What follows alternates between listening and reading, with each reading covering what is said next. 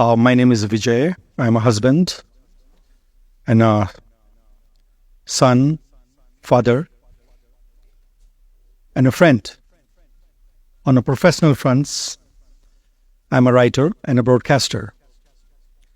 Like all of us, we have many layers.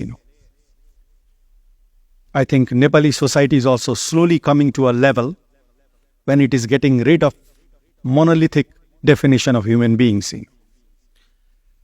One of my layers, which was hidden till I wrote my first book, Khushi, is that I'm also an alcoholic, but sober since last 20 years.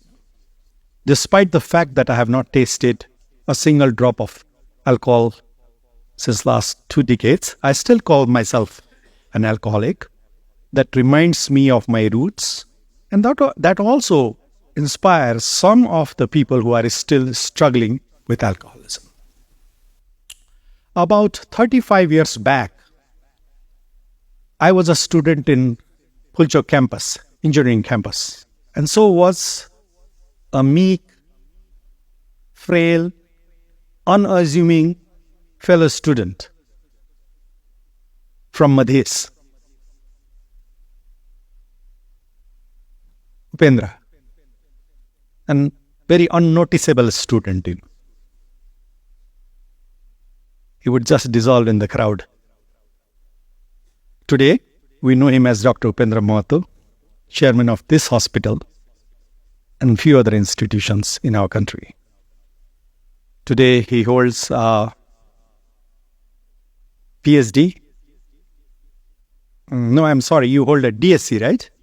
One step higher than DSc in engineering. I dropped the idea of further studies in engineering after Pulchok campus and started roaming around in the streets, whereas he went to Moscow to study. While roaming around in the streets aimlessly for many years, in one good fortunate day, Raphael, I bumped across a lama who took me to Chokinima Rinpoche. I had no idea about the lamas. Chokinima Rinpoche asked me, who you are, Those days there was only one television station. All you could see in Nepal was me, whether you like it or no. When he asked me, who are you? With a blend of arrogance and surprise, I told him that I'm Vijay Kumar, So he asked me, are you Vijay or Vijay is your name, Then I was taken aback. I had sensitivity to understand the gravity of the question. Then I told him that I'm not very sure, Rinpoche, that whether I am Vijay or Vijay is my name. Then Rinpoche said, no problem. I will give you full 24 hours to find the answer of this question, Are you Vijay or Vijay is your name, So humbled by his question, as I started turning back from Rinpoche's room, there was one Nepali who had recognized my face from television. He said that, oh, you think you are very smart. You hardly give people 30 seconds to answer your question, and you cannot even answer just one simple question. Let's see how bright you are. Rinpoche has given you full 24 hours to think about the question. So next day, I went to see Rinpoche, but I had realized the limitations of my knowledge.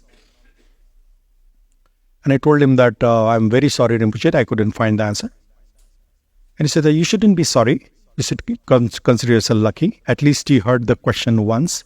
Many people come and pass through this planet called Earth many times without even thinking about this question once, Some believe that their job are there. Some say that, who are you? I'm an ambassador. Oh, I'm not cutting a joke on you, Rav, I think, that's just the job. Or some say, I'm a writer. I'm a this. So, you have heard the question. With the blessings of Guru Rinpoche, someday you might start the journey. So that was my connection with lamas, which I feel that is the good thing that happened to me. And now one day when I was talking with Upendraji, and I thought that if there is some kind of a program, or if there is some kind of center can be established, a kind of a venue or platform can be established, where science meets spiritual world, Though Nepal is a land of great spiritual masters in the past. There came a time when we picked up a bit of English and started looking down at our own traditional values, We used to think that this is unscientific.